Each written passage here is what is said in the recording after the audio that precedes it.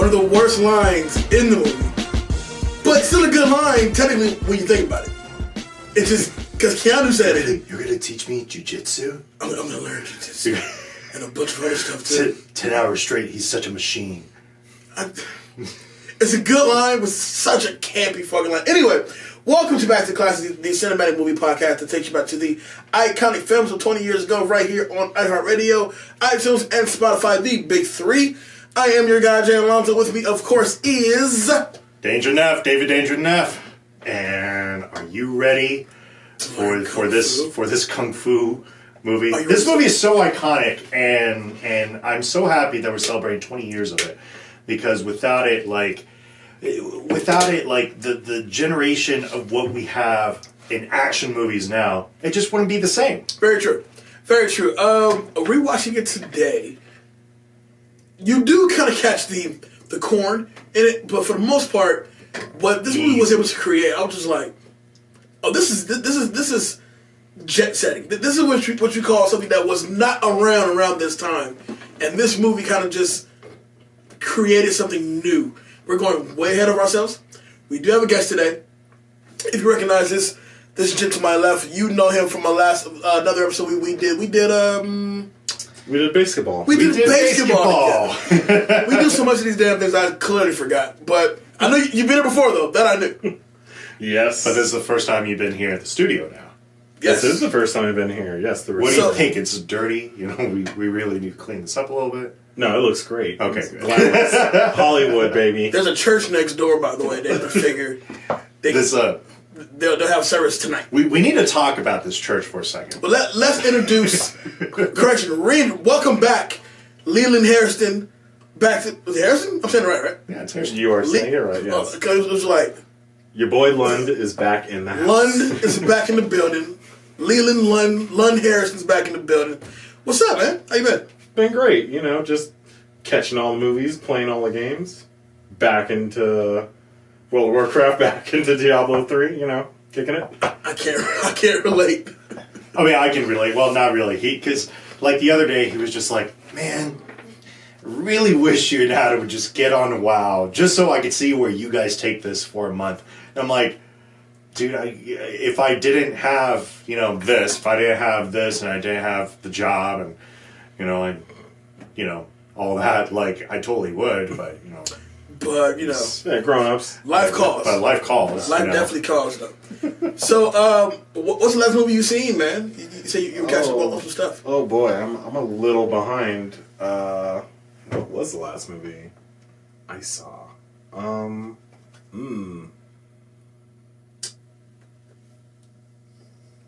Yeah, right. Okay. The Matrix today. The last Boy Scout, apparently. It was a long time ago. So, what are you looking forward to seeing? We have a lot of stuff coming up. We had the pleasure of catching Shazam last night. We'll get to that in a second. But what are you looking forward to? To the spring-summer movie preview that's coming up? Because let's be real. The summer movie season pretty much starts in March, February. Yeah, it's right. It's right about now. Shazam, that's definitely on the list. Mm-hmm. I still gotta go catch Captain Marvel, so I gotta catch Marvel Captain Marvel and then DC Captain Marvel. Okay. So hold on. So let's ask that real quick. Why did DC call Shazam Captain Marvel, and why was there such a mix-up and change?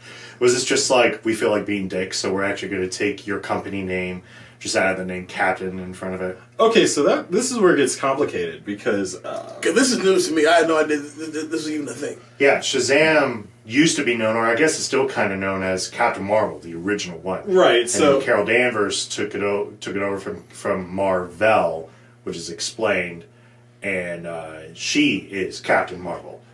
So it's a little weird. So explain the DC side of this argument. Okay, so where this actually starts up is that, as we know him now, Shazam, he actually wasn't originally a DC character. He was with another comic company. And that's... Which company? I can't remember the name. It was because I think they pretty much only had Captain Marvel and the Marvel family, which is Captain Marvel Jr., Mary Marvel, right? And then DC bought up that company and just because they were able to sue the company for the likenesses, because they're like, this character is essentially Superman. Right. So we're going to sue you and take the character. And essentially they just put the character in their comic books. So they didn't even like shut down the character. They just started using it. So that was the first Captain Marvel. And the American way. Yeah. Then Marvel Comics decided, like, hey, we should have a character named Captain Marvel. So, we had the first Marvel, and I think the second Captain Marvel was actually Genisvel, his son. Right. And then there was a third. There's Phyla Vel, who became Martyr, who is Moondragon's girlfriend, who is one of the Guardians that isn't in any of the movies yet. Man, I am so happy to hear all this. I really am. because I'm going to put this out to all the nerds out there. I'm just saying nerds for the comic book culture community. Just be like, if you want a quick history real quick, we got the dude on here to actually talk about it. So, essentially, what had happened was, for the longest time, they kind of toyed around, because since there's two Captain Marvels, right? DC, they're just like, the comic books, even though the character would still be referred to as Captain Marvel, like, the comics would be called, like, the Power Shazam. Because Shazam was the wizard that gives Captain Marvel his power. Right. And then after all, it was like, let's just call him Shazam, because it's easier. Wow. Can you imagine the sense of confusion had they kept Shazam Captain Marvel? Especially with the two movies releasing basically around the same time. Yeah, right next to each other. So go see Captain Marvel and also play next door Captain Marvel. Right, exactly. I think 10 years ago when Marvel started putting all these movies like that, they probably started... That's when they started thinking about it more, because, DC, was always just like Batman, Superman, side character. Right. But then when these movies came out, it's like, where every comic book character is getting a movie, and almost like the more obscure the character, the better the movie. Right. They're just like, we need to name this dude something else. Right. So, exactly. So they landed on Shazam. Okay. No problem. Did you see the Once Upon a Time in Hollywood trailer? I haven't seen the trailer yet. You saw it? No, I saw the poster. I didn't actually get around to watch it. I'm still tripping on the Aladdin trailer, to be honest with you. Oh, man. Okay, so the Once Upon a Time in Hollywood, I'm a huge Tarantino fan. So usually I look at his movies, I'm like, event films, Right. So when I saw the poster, I was like, that looks like something that's really VOD, or at best, like the Buck 99 section, like video update. That's like super straight to video. And then the title, Once Upon a Time in Hollywood, sounds very VOD. But in today's movie culture, you get those really bland posters, which pretty much tells you the trailer's on the way, right? We get the trailer. I really enjoyed the trailer. I thought it was great. It gives you a sense of who DiCaprio's going to be, Brad Pitt, Margot Robbie, but that's all you get. But then knowing behind the scenes, you have at least 300 other big name stars that he just chunked all through there with a Pulp Fiction impact, like Pacino. Sorry about that. Pacino's in this movie. Burt Reynolds was going to be in this movie, but he passed away. Luke Perry's in this movie before he passed away. Right. It's loaded. So. Watch. I'm on board. I love Tarantino. I love the bad Tarantino movies. I don't care. Not that there is bad Tarantino movies. No. You say you like the bad. What's a bad Tarantino movie for you? I mean, well, a bad Tarantino movie is not necessarily bad movie. It's just bad for you. You know what I mean? I mean, some people don't dig on Jackie Brown. I love Jackie Brown. Yeah, me too. See, that's the issue. Yeah. What you think you hate. Somebody, I love the movie. So people don't like people didn't like Hateful Eight, but I really enjoyed Hateful Eight. I liked Hateful Eight. I found that had the best ending in a Tarantino movie. Yeah, they went dark. They did. And Sam Jackson. Hey, See, this is sad because I actually had yet to catch Hateful Eight, in general. That explains the look like. Seriously, I just. It's like every time see, here's the thing, because I just don't have a lot of time lately. It's like I scroll and I see it and I'm like, oh, cool, Tarantino movie, gonna watch it. And then I look at the runtime, I'm like, 2 hours and 49 minutes. I don't have time. See, what I like about Hateful Eight, because it's because it's you get another Western, right? So it's if you like Django, you got the same thing going on.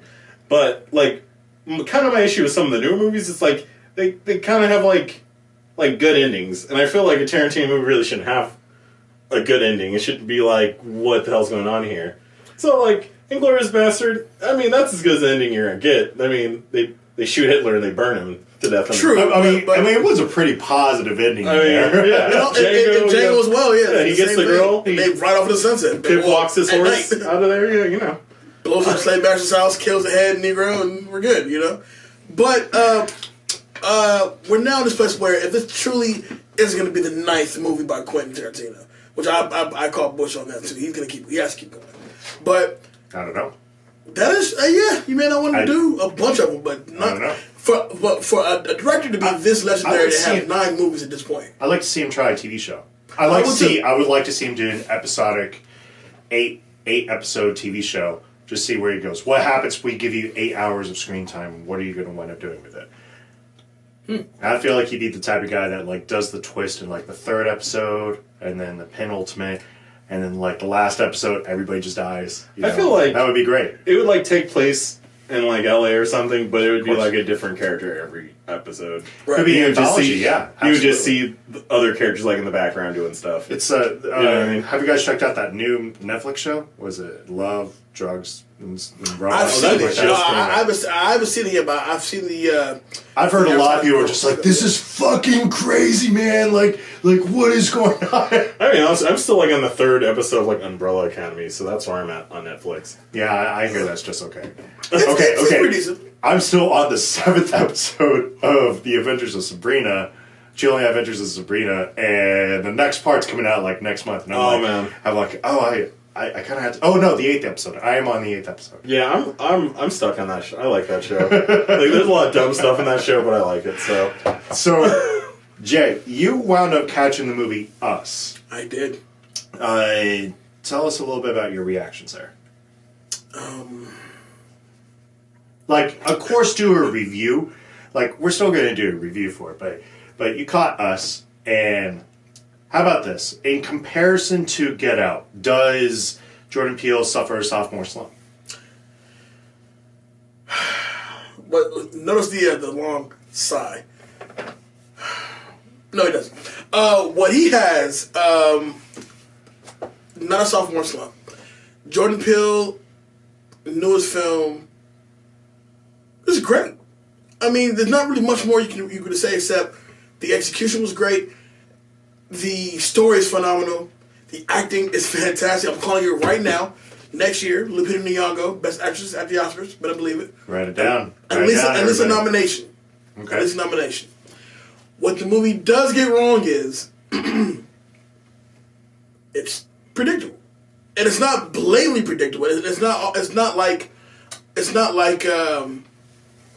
he leaves the Easter egg so obvious. Oh, you know exactly where this is going to wrap up at the end. However, when you do get the twist at the end, you kind of see it coming, you know, and it doesn't leave me unsatisfied. Just leave me with more questions that could have been covered. That's basically what I can really say. But once again, overall execution, the writing is great. Once again, Lupita Nyong'o is so creepy in this movie, and for her to do those the dual role as both the what they call the tethered, which is the evil version of her, and then the soccer mom version of her as well. And when they have those scenes with just them two together, it feels like literally two different people. See, I've always liked the idea of doppelgangers, like you know, because every single time I like the idea of it in terms of movie-wise, because it's basically how would you picture yourself if you could actually see yourself doing other actions? Like, would you be horrified of having things happen in your name? You know, what if there was, all right, what if you are actually the good version of yourself? Or even worse, what if you are actually the evil version of yourself and there's actually a good version of yourself that's just like, motherfucker, you got the girl in the end, what the fuck? You know? Very true, but I will say this, though. I think I'd rather be the evil version. I mean, I do too. Now, with that but if I knew I was the evil version, would I try to then go to the good side, or would I crank it up a notch? Like, all right, I was at a 6 for a long time, but I can hit that 11. Is this like a Sixth Day like reference, Arnold Schwarzenegger? You know what? I'm glad you caught that. Yeah, so for me, you can tell that Peele's going for a few meanings. You know, obviously Get Out has its social meaning, but Us has meanings, various forms of them, that you relate to both, you know, us as human beings, as regular people, and us with the U.S. in United States. And then the opening of the movie raps very well, which is not what you want, but it raps very well with the ending. And how he takes a simple thing that we had as kids, as far as like something, I don't want to give nothing away, but what we had as kids as far as the Reagan era when they were trying to create certain America uniting kind of a vibe, and realize how evil it actually sounded once things play out. You know what I'm saying? Wow. Yeah. That's the best way I can give it to you without telling you nothing at all. Final question. Would you recommend it? Absolutely.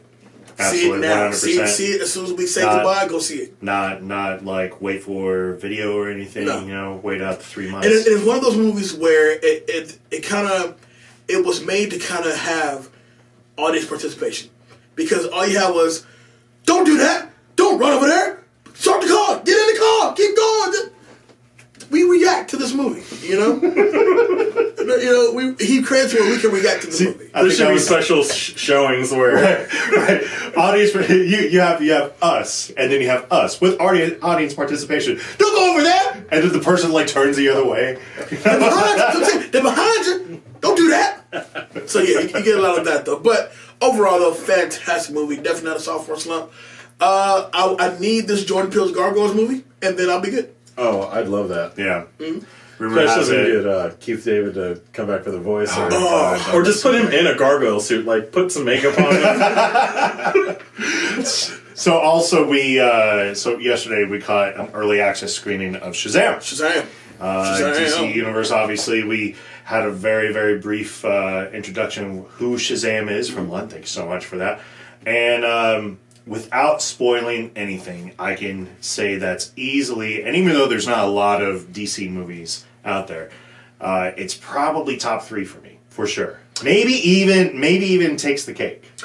I will give you a quick overall look at our reaction, but my siblings just sitting there and just laughing. We went to, it was me, Dave, my girlfriend went, your sister went, my niece went, and then my best friend went. Yeah, and I sat right next to Dave, and as the movie is progressing, we're laughing. I mean, we're laughing a lot, and it's one point of the movie to when it goes from a joke right to not something as hardcore serious, but definitely something you need to kind of pay attention to. I'm still laughing from the last joke. Oh, wow. Right? I'm still laughing. The joke was just that good. The joke was that good. I'm still laughing from the last joke. And without giving nothing away, this movie, like Dave said, it may not be the best DC movie, but in this newly formed DCEU, it has now shot past everything. I thought Aquaman was great. Shazam, on first view, I love Shazam. Yeah, I love Shazam more than Aquaman. See, that's awesome, because like I really need that Billy Batson Clark Kent team up in my life. Don't want to spoil anything. I really don't want to spoil anything on that. A Justice League like Unlimited movie where I get the 2 Boy Scouts. The movie actually kind of has a bit of a twist towards the end that we all didn't really see coming. We were like, oh, you guys are going in this direction. And it was like, and then afterwards, like, we had questions about it and how cool of an idea of how they could expand on that. But at the same token, like, I don't really want to give anything away. I will say this, Zach Levi? Yes. There's no doubt in my mind that he was probably the best part of the movie. He brought a lot of energy, a lot of fun. I know a lot of people, when this was first announced, you know, The Rock was such a huge star at the time, and he still is a huge star, obviously, but everybody was like, hey, it's time to tie you into a Marvel or DC movie or something, and they all wanted him to play Shazam.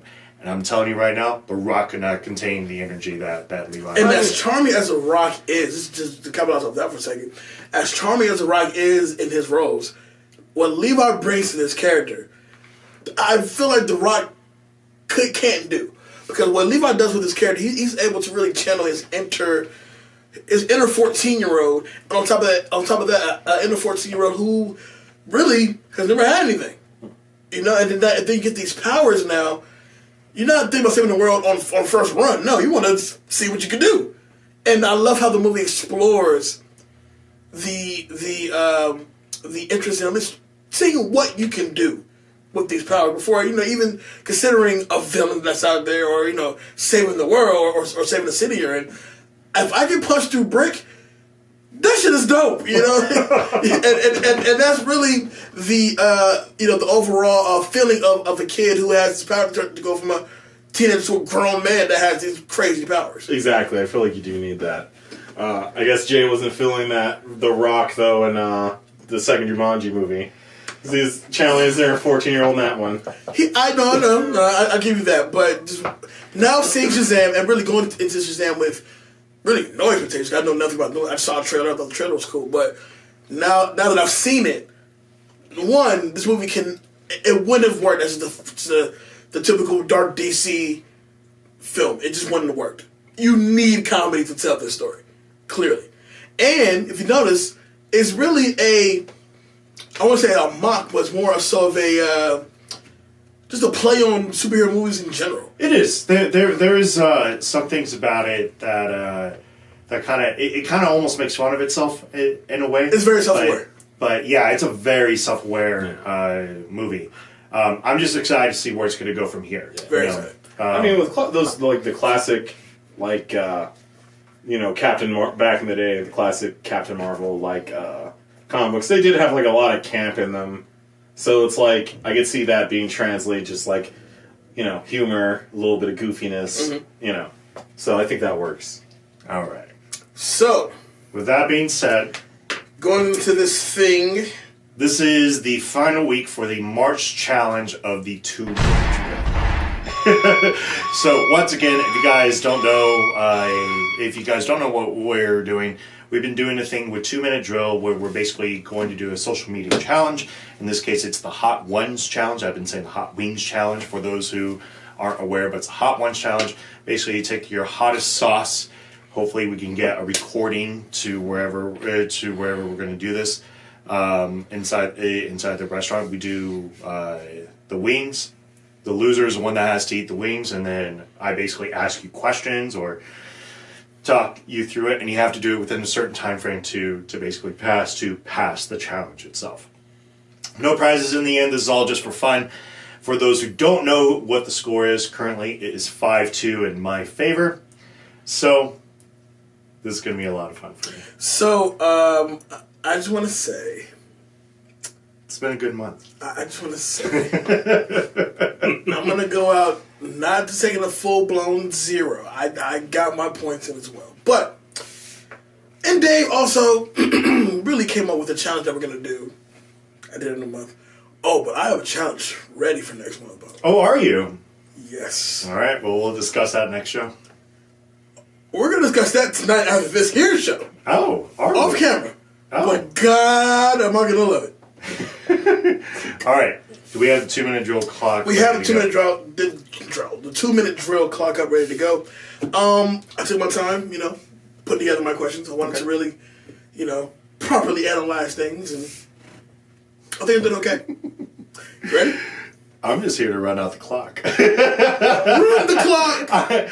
This is fourth quarter. This is my final 2 minutes. I'm taking the knee. Run the clock. All right, let's do it. All right. 2-minute drill starts now. All right, can you recite the entire message that Neo receives from Trinity? That's a question? You actually throw that out? Can you? No, I cannot. Hey, Lily, can you? Which part? The opening scene, Neo receives a message from Trinity, who he meets about, 3 minutes later. Oh, okay. All I remember is Follow the White Rabbit. Follow the White Rabbit, and then Follow the White Rabbit, and the Matrix has you, something along those lines. No, but you have to say it in order, so for that one. But Fine. It's Wake Up Neo, the Matrix has you, Follow the White Rabbit, Knock knock, Neo. What is the training program that everyone misses the first time? The jumping training. Yes, good. Yes. What's the name of Morpheus' ship? The Nebuchadnezzar. The Nebuchadnezzar. It's not called the Nebuchadnezzar. Yes, it is. It's the Nebudanezzar. Boom! I spelled it right. How about that? No.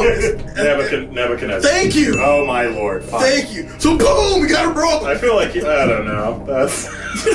On what level do Neo and Trinity stop the elevator at the lobby shootout? 3? No. Okay, fine. I know. 2, 1. Number 41. Yeah. Okay, if you're killing Matrix, do you die here? Yes. What's the quote? If your mind dies, your body also dies. Alright, fine. In the opening sequence, what is the telephone number that is traced?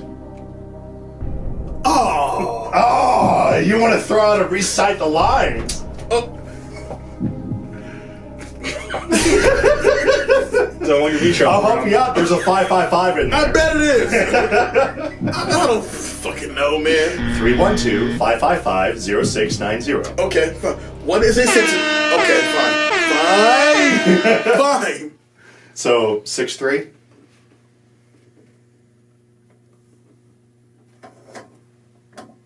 Don't be mad at me. Alright, so Nebuchadnezzar. it's the Nebuchadnezzar. There's a K in there, Dave. Nebuchadnezzar. K. It's the Nebuchadnezzar. Did he spell it like, yeah, oh, see, I did not spell it. He did spell it right though, so I do think that counts. Okay. Well, anyway, if you don't know what we were talking about, take it back to 1999, the birth of something incredibly special. Unfortunately, the two follow-up movies didn't do much for us. No, But I did not. This one is definitely the original. This was definitely the best. This one is definitely a classic to this day now. 20 fucking years since The Matrix? The Matrix. The Matrix.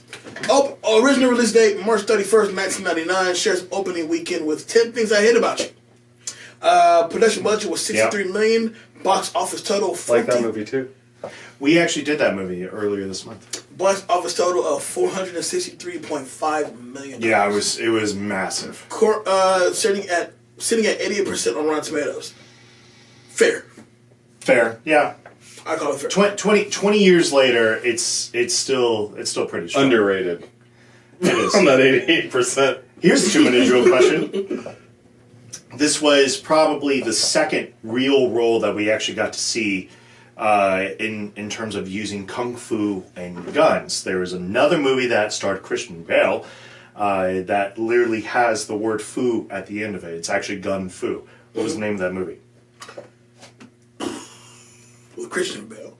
It's with Christian Bale. Oh, Equilibrium. Yes, Yes. it is Equilibrium. Didn't that movie actually came out in 2003, right? I thought it came out earlier because they definitely talked about like the gun fu being an influence. It's 02.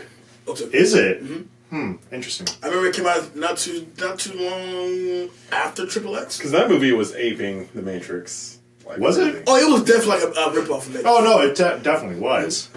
I don't know. I just thought the movie was interesting also. But It's all right. Yeah. I'll tell was you all what, right. I'll tell you what's so weird though. It was like watching the movie today. I kept thinking to myself, I was just Inception is a lot like The Matrix. Oh yeah. You know, and then even the similarities in like the programming and whatnot, except with The Matrix more technical as far as like the machines and whatnot.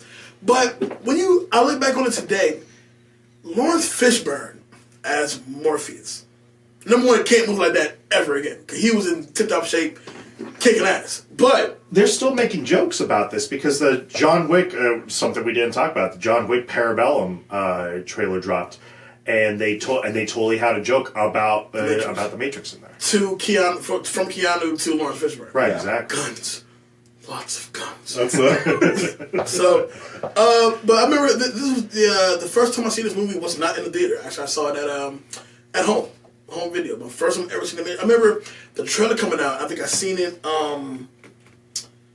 I want to say I seen it with a trailer of like Life or something like that. No, this came out first. I remember I saw the trailer at a movie theater and realizing how just it looked great, but I just didn't know what the hell it was. Right, exactly. You know, it just seemed like just very just computer-like, just a movie about computers. Now, one of the reasons why I'm really glad that we brought London into this is this is your favorite movie. Yes, this is my favorite movie. I have to say, this is probably not only my favorite movie, it's probably my most watched movie. I think I literally had watched this movie like almost every day for like a year. Really? Yes. That's how into this movie I was. Fan? Yes. Gotcha. A plus plus plus plus S rank. And this movie got, about 4 Oscars? Uh-huh. Editing, Yeah. visual effects. It got a Best Picture too, I think, right? No, that did not. No? Oh. I don't even believe it was nominated. No, it wasn't even nominated. But it got some great, I want to say it's film editing, visual effects, and fact checker Dave. I will. You check it out. I was looking at it earlier, but I don't remember. Yeah, I definitely saw it earlier. It was like 4. I know they got 4 Academy Awards. Best slow-mo. Right, yeah. Inventing bullet time or Bullet time, yeah, that's another one. It was best film editing, best sound effects editing, and best visual effects. see, I must have just saw the best film part and skipped the editing. Best film. The best film Yeah, part. you know what? I really gotta give it to the editing of this because even though it has to create a story Yeah. in itself, and I know that sounds a little weird, but this is a really complicated story that does, and for the most part, like afterwards, like everybody was just on this, like they felt like they understood it, they felt like they could that they knew exactly where this was going to go even further. Obviously, Reloaded and Revolutions came out, and it totally missed the mark for everybody. Yep. And the Animatrix. Well, Animatrix was cool. Animatrix was cool, but Animatrix was one of those that's an anthology. So it's like some parts that you're just like, all right, this is whatever. But then there were other parts of it that was just excellent. Right. So, you're the fan. So tell me the first time you saw this movie. Funny enough, Did you wild out? Did you blow a load? here's what's funny. The first time I actually watched the movie, like I think I fell asleep during it. I did too. Like I was like, okay, so what? 1999. I was probably like 15. This was like back before like you could just be like, yeah, mom, I'm gonna go see like some sci-fi movie or whatever, right? So I didn't catch it initially. I think the first time I watched it, I was like over at my friend Eric's house in high school. He was like, "Oh, you see the?" I miss that guy. Oh yeah. What up, Eric? Yeah, I was over at his house. We're just Eric. we're just watching in his room, and like I was like, "Oh, this movie's cool," and like I like fell asleep because when I was a teenager, I fell asleep in every movie, no matter what it was. And then even though I still like I love that movie, like when it really hit for me when I was like 17, because it's just like that's when you're like, yeah, the world's BS and it's all an illusion, man, and they're all it's the system's trying to get you. So like like I watched it all the time. 17. Yeah. Not now. Still now, but that's like when it kind of really starts. Right. Yeah, I ended up getting like a copy of the DVD. Like I went out and bought a copy of the DVD. Like my first job when I moved out of my house, and just like at the time I was living in California with my friend Grant, Right. and we're just since like essentially half the house we kind of just had to ourselves. So like we just had like this living room where we just like watched The Matrix 100 times and played like PlayStation 2. So There was a game for the Matrix as well. Enter the Matrix. Matrix. And I remember I had rented it, and I realized that I couldn't fucking pass that shit. Like, it was so hard to even get to like the first level. Was it? To be honest, I mean, I'm not a gamer like It's such a dick move. Was it? Kinda is. Was it, noob? Was it that bad? there were some moments in that game because in that game you're playing as Two of the other agents, and I could have swore one of them was. you're actually playing as Niobe. Niobe and whatever her lieutenant was. I can't. Right. Yeah. He never gets any plays in the. for the sequels. record, I'm not really a Right. gamer, Yeah. so I was just kind of running the place. No, it had its moments. Like I remember, like one of the last It's kind of stages. cool. Yeah. Yeah, you had to fight like the 100 Agent Smiths, and like if any of them grabbed you, you're dead. 'Cause Right. You're not exactly. Neo in that game. back in those Hollywood video days. I never ended up playing. There was another game, Path of Neo. I never ended up playing that one. Never wound up playing that one either. Yeah. But this game really changed the landscape of not only action movies but video games also. The idea of bullet time slow-mo suddenly became like this whole huge thing later on with Red Dead Redemption, obviously being a big one. I think in Revolver also had it also.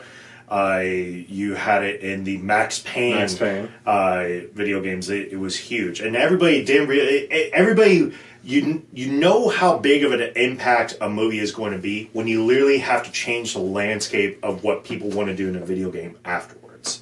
You know, and now it's funny because now it's vice versa. You see something happen in a video game, they're like, oh, well, we totally want to do that now, and they make a movie like Prince of Persia, and you're just like, okay, well, you tried. Right. you did your thing, you got a white guy to do what an Arabian prince is supposed to be doing, you know. Some sands of time, you know, yes, everything kind of went in reverse. And yeah. Hashtag more Persian actors. Hashtag more Persian actors. That's like very specific there. Yeah. How many do we actually have? Aladdin? Like all that entire cast outside of Will Smith? No, I couldn't tell you. What if they had a Persian genie? That would have been amazing. Yeah. See, Genie. But what if he's not funny? Like what if he's just like stoic the entire time? He's so serious, like, dude, you're no fun. See, I think Genie transcends the concept of ethnicity. That's fair. Yeah. I mean, he is blue. He belongs to the world. Blue bloods matter. Yeah. So, Keanu plays Thomas Anderson. Who goes by a hacker named Neo. By day he's Thomas Anderson, but by night Yeah. Right. he's Neo. Yeah, it's pretty much Neo. Neo knows Kung Fu. I know Kung Fu. Whoa. Excellent line. I had an entire D&D character based off that guy. And so, he feels something is wrong with this world, and he's puzzled, so to speak, by repeated online encounters and whatnot. But going to the opening scene, of course, he gets the message from who we now learned is Trinity. But he gets a knock on the door, because these group of guys and this chick, who happens to have the white rabbit on her shoulder. Right. Because he was so against going out, all of a sudden he was like, yeah. She has that super 90s straight bang. She also has that neck bracelet. Oh, the choker. Yeah, right, but not only that, but every time I see that neck bracelet, I keep remembering like those documentaries of the girls that had like their necks heavily, like they kept putting rings in there, and I was like, what if she's one of them and they just don't know? Like her neck just keeps getting longer like a giraffe. I feel like she was supposed to be in The Craft and she got lost and ended up in The Matrix. Good point. Underrated movie also. Agreed. So anyway, but one of the things that Neo is also trying to do is that he's trying to locate a terrorist that's out there, who's played by who we know is played by Laurence Fishburne, Morpheus, and as he goes into this nightclub. Oh wait, this is the first. Did Trinity? Yeah, Trinity meets. No, okay. So when the movie opens, it's Trinity and Cypher. They're having a conversation about Neo, and you find out that she's being tracked down. And then when like the movie loads in, you see first the agent comes out and he's speaking to the cop, right? And then Agent Smith, Hugo Weaving, he's so dope. He's like, all this over one little girl. And he's like, your officers are already dead. They're already dead. See, I love Hugo Weaving because he has played in just about every single nerdy version of a movie that I've seen. Like, he was in The Matrix. He played a huge role in Lord of the Rings, obviously. And then obviously he was V for Vendetta. And then he was also Red Skull in Captain America. Yeah. So it's like every time I see him, I just get like the sense of joy. But in the second Matrix, he has the creepiest fucking smile in this. He's just like, he like looks over, he's all like, it goes so slow and it never, it's not it's his version of joy and it's awful. It's like, and I'm just like, no, stop, what are you doing? But that's the second one we'll talk about. He was totally. I can tell you this, Hugo. Okay, so the character of Agent Smith, which I do love Hugo as that character, but now rewatching it is like when he does the initial interrogation of Neo, the way he talks like, so Mr. Anderson, I realized that you like Arizona tea. You know, so if you give me what I want, I'll give you ho. Right, it's supposed to be this voice that kind of leaves you hanging in some ways, because that's the way that he's trying to do it. Has no effect whatsoever, except I want to punch you in the face repeatedly over and over again. But it's perfect, especially because like you're wondering like what's up with this guy, right? 'Cause right. It's like, all right, he's supposed to just be some monotone FBI agent or whatever, but like when you learn what he really is later, like it makes sense, right? Because it's just like it's like him trying to imitate this authority figure. Right. And the thing is, like, to him, like, no one can stop him from doing what it is that he wants to do. Right. Like, what's so appealing about that character is how tenacious he is, right? Right. So it's just like, I don't have to really hard intimidate anybody. I don't need to seem more imposing than I am. In fact, it's to my benefit that I don't seem imposing. Right. You know? We were skipping ahead a little bit. The scene where Morpheus like calls Thomas Sanchez, or Neo, and it's just like, you know where to find me, but you have to follow my directions exactly. Every time I see that scene, I think of the Chappelle Show. And what they did, they're like, you gotta cross walkway, and then you gotta go down to the office. He's all like, hello. Morpheus? It's one of my favorite parts of the movie, and as I was watching that, I kept chuckling because I just kept imagining like Dave Chappelle popping up, and he's like, nah, man, it's Earl.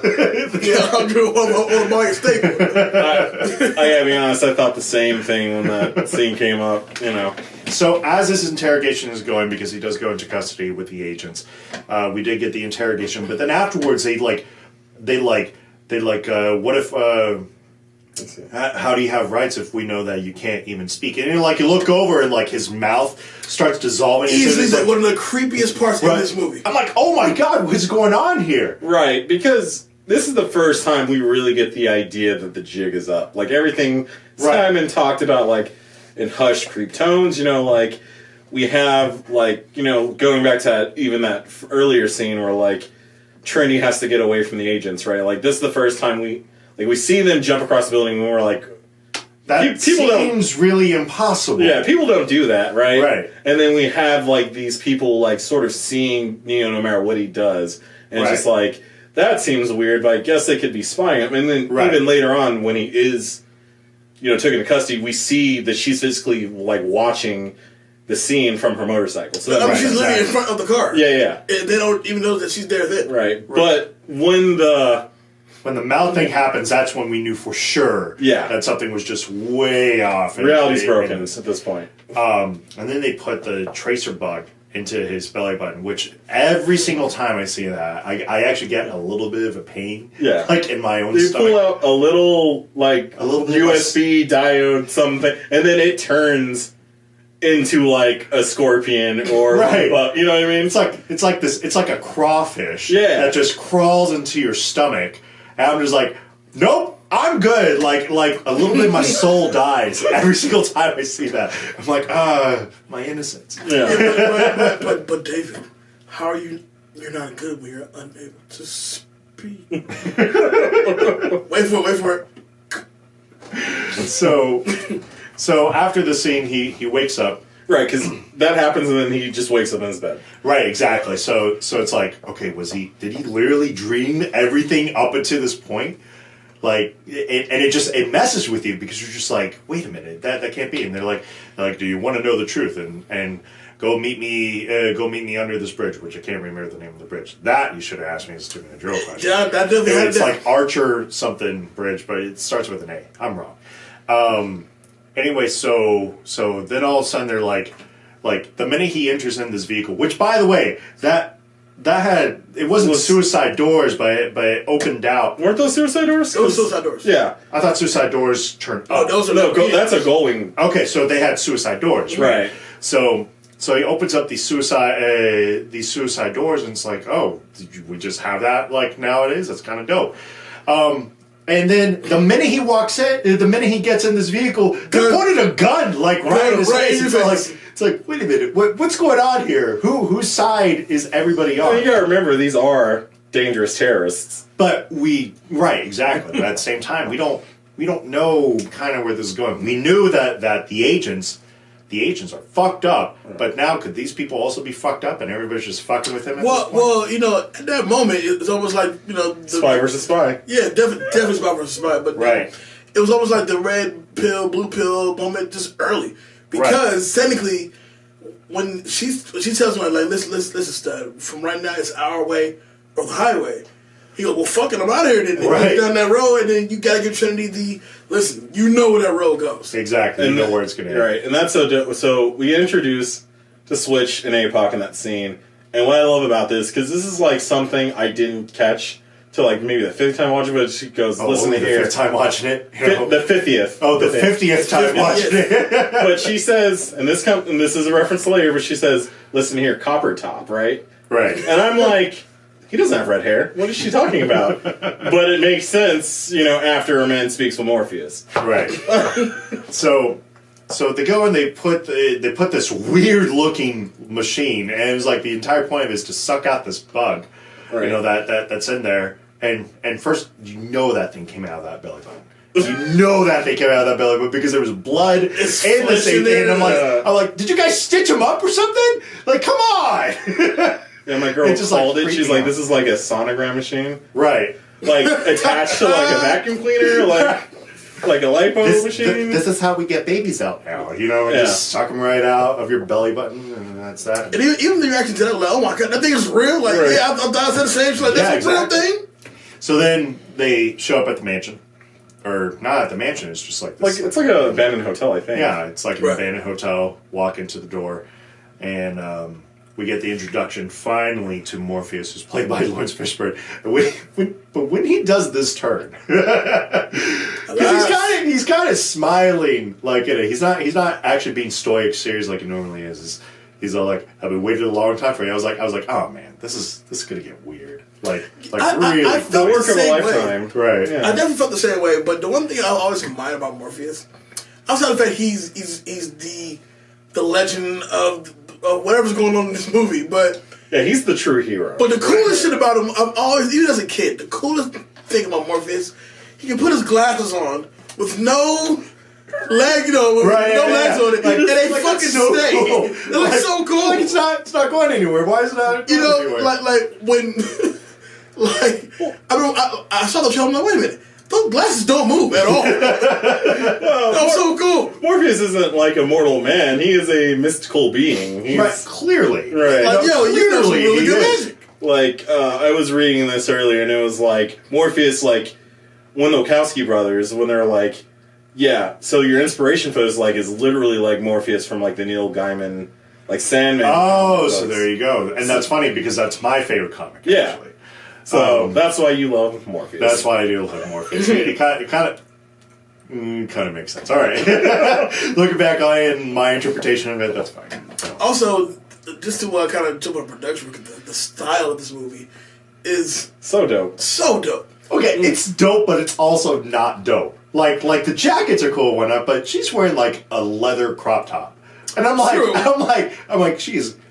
Her titties gotta be sweaty as hell right now. But that's so 90s, dude. Like, that is just so of the time. But just to capitalize on that real quick, when... I like the pea coats. The pea coats were great. They look like a BMW commercial. I don't know why. They did. It looks like, what are you selling me right now? Should I get a Beamer? I should probably get a Beamer, shouldn't I? But...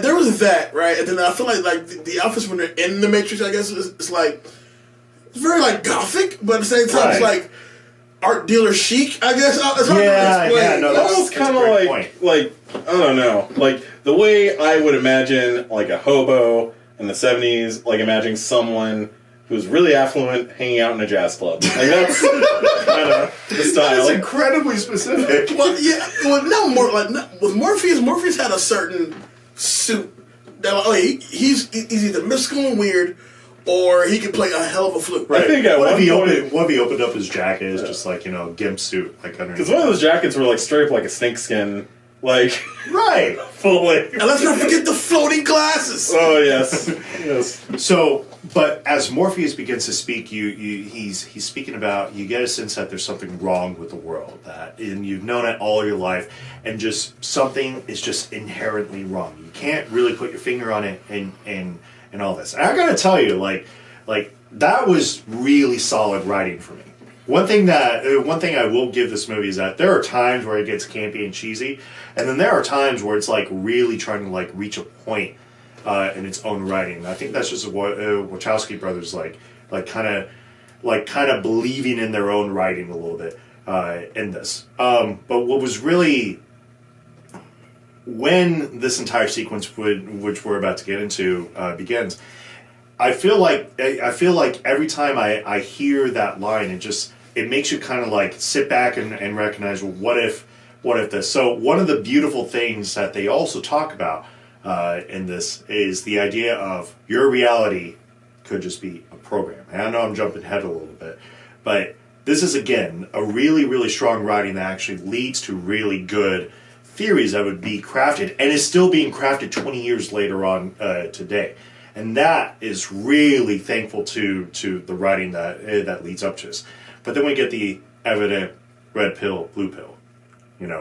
Red pill, you see the truth. Blue pill, you go back to your life. You forget anything ever happens, and you just kind of live it out. Right.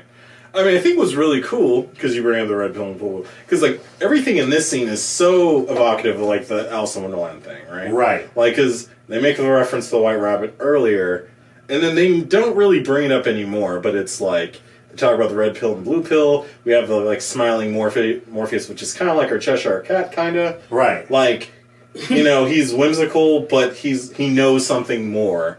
And, like, that thing that he knows can be dangerous. Well, he literally says, to describe the red pill, he says, the red pill, you stay in Wonderland. Yeah. So it's very clear, like, some of their influences that they got from this, for sure. Right. And then, literally, he, like, touches a mirror.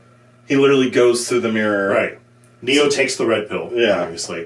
He touches this mirror, right, and it kind of, like, shifts around a little bit, a little weird, like suddenly it makes itself whole. Barely pokes the mirror, and this thing just like starts taking over, like all of them in general. And of course, like you would expect him to do, pretty much going to like cardiac arrest. Like this is what the hell is this? Well, right. And then and he's just like, he takes the red pill and he's like, that's a tracer program. We're like, what? Right, exactly. That's to eliminate. Yeah, that's to eliminate a tracer program to eliminate whatever, so they can't basically spot you in certain areas. And then they talk about like finding, which, by the way, I felt like never worked. I felt like they really just like, hey, we're out of red pills. Like just give him the placebo, and let's just see what color he takes. If all pills are red pills, right, exactly. So what would have happened if he took the blue pills? They would have just shot him in the head and be like, all right, well, that was a waste of time. Would you take the red pill? Absolutely. Oh yeah, absolutely. I want to know what reality I'm actually living in. That is true. Because the blue pill thing isn't really working out for me right now. So I want to see where the red pill kind of goes for me. I'm used to the blue. The red. I'm in the blue right now, but I'd like to see where the red kind of goes. Yeah, I like that red though, man. I like that. So we definitely get the creepiest scene in this entire movie because and it's magnificent to look at. It's incredibly special, but man, do you get weirded out. He wakes up in basically like a pool of that, and he's naked. Every freckle of hair is gone. Yeah. He's probably like reborn. He really is in this case, and he goes, and the first thing he does is he notices he has tubes in his arms, and he has this huge tube in the back of his head. And I was like, yeah, that thing that thing is huge. He has a skull jack straight up. Right, he has straight up skull jack, and you're like, whoa, what is going on here? So kind of, in a sense, it kind of reminded me a little bit of Dark City, because in Dark City they kind of the entire point of Dark City is you never get to see the daytime because they're always constantly putting you back to sleep. So that you never actually get to see see it's pretty interesting that you picked up on that because so the initial scene where Agent Brown is chasing Trinity, that's actually a set from Dark City. Right, exactly. Yeah. So there's a lot of really kind of interesting things that they wanted to take, and you could really see the influence of Dark City in this movie pretty heavily, at least towards the beginning. Afterwards, like it kind of went off on its own little thing. Yeah. But we didn't get the chance to review Dark City last year. But just thinking about Dark City, a lot of Dark City is about all these theories that are kind of crafted. There's this thing called Last Monday theory, which is, can you remember what you did last Monday? And your life only goes basically 7 or 14 days at a time because you can never remember something that, like, you can't remember specifically what happened 14 days ago. Right. But you can always remember like afterwards or like a feeling or something. And then even Inception kind of does this a little bit with dreams a little bit. So it's interesting to kind of see these movies back in the 90s, seeing how all of their influences would later go on into what we currently have in terms of movies. But when we wake up to the scene and he pulls out the jack, I'm creeped out at that point. I'm like, there is an ox jack coming out of there. I mean, it's massive. He tries to. This big, like, I guess a sentinel type creature. We would later know them as sentinels in this case. But I always thought the sentinels were always just. I don't think they ever got the name because of it. I believe they called the sentinels were only built to search and destroy, which is a line in the movie. So we don't know what the name of this creature basically was. All the mechanical, machines. Well, I mean, they just refer to them as machines, right? Like everything is very either like insectoid or like crustacean-like or cephalopod-like. Yeah. It's always like a creature. Like it's never like you would think it would just be like sort of like formless robots or just right. Exactly. It always looks like some sort of like monster or alien or right. Exactly. Yeah. So he gets flushed down the toilet, literally, and they basically pick him up with a claw, and. I never realized how creepy this next scene would later be because it's the recovery scene. Right. They're like, your muscles are all atrophied. At 13 years old, I did not know what the word atrophy was, or 12, or however old I was in 1999. I did not know what the word atrophy was. Watching it today, I'm like, oh, that's horrible. Like they're like, we're rebuilding all of your muscles, and you see like all these needles kind of sticking out of it. I'm just like, yeah, because that's totally the red pill life I want to live. Sure, yeah. Like, you go from not being able to move at all, and then like after they finish working on him, and he can like move around a bit, like, and time has passed for sure because he's completely bald going into surgery, and then when he wakes up, like there is some hair that's starting to grow back. His eyebrows are back. Well, no, and he also has some fuzz. So to go from that bald to there's weeks that have actually passed by in this case. Sure. Yeah, from by the time he gets flushed to he's able to walk on his own, time will definitely pass. Luckily, that's the last of the creepiness in this movie because the rest of this. You skipped one of my favorite lines because so they're rebuilding his muscles.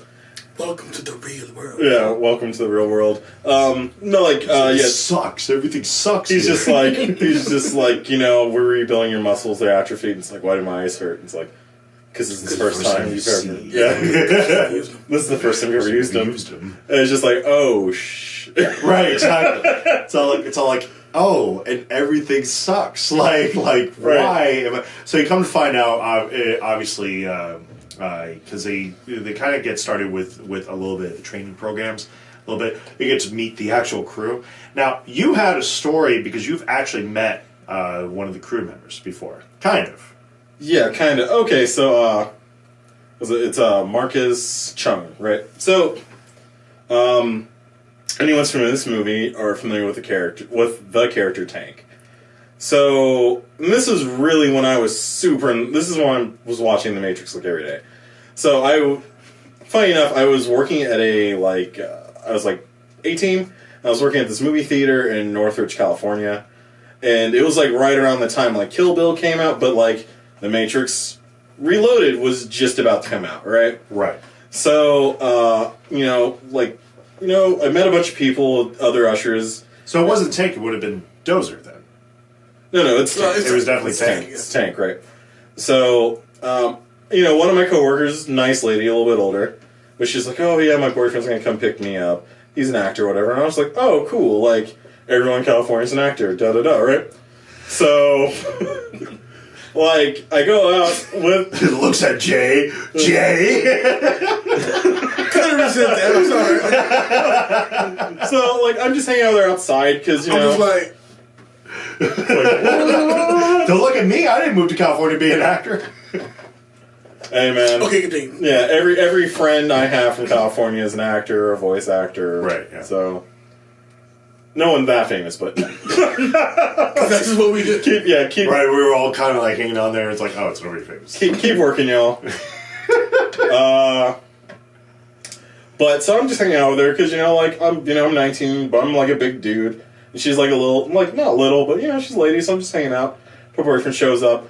I'm like, so her boyfriend shows up, and it's like, oh shit, it's Tank from The Matrix, right? Like I was watching that movie that day. Right? Right. So, like, I knew who that guy was when I saw him. Right. Right? And it was literally, like, he might as well have been wearing, like, the Matrix knit shirt. Like, right. He looked exactly the same, except for he's wearing jeans or whatever, right? Now, here's something y'all don't know about me. Top, you know how, like, a lot of people, they see, like, actors or, like, people they like, and they're just like, yeah, it's cool. I said, hey, what's up? Not me. I am one of the people, I get straight up. Every time I see someone I recognize, I get starstruck. I freeze up. I start smiling awkwardly. Like, I'm just like, oh. Like, I saw Hulk Hogan once, and I was just like, right?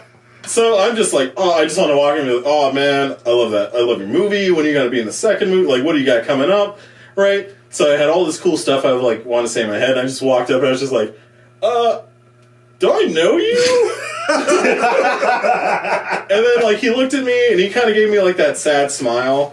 And he's just like, no, you don't know me. And then he just like turned around with his girl and walked away. And that was it. That's why you don't have a career, Tank. Right. Well, what's his name? Marcus Chung. Yeah. He was the lead in the Panther movie by Martin Van Peebles. Like he was Huey. Yeah. Besides that, I couldn't really say. He was in an episode of Burn Notice. You followed. You're definitely a fan, I'll tell you that. I mean, I get why he wouldn't want that, because come to find out later, he ended up suing, the Wachowski brothers, because he was like, oh yeah, I'm gonna be in these next 3 movies, and I want a bigger role, and blah, blah, blah. And instead, they wrote him off, and they brought in Link. Right. So, yes, I mean, dude, if you ever hear this, I'm sorry that it was awkward. No, the response is crazy. No, you don't know me. No, you don't know me. Oh, rock bottom. Is that what this is? Oh, right. No. All right, so we meet the crew, and let's jump a little bit.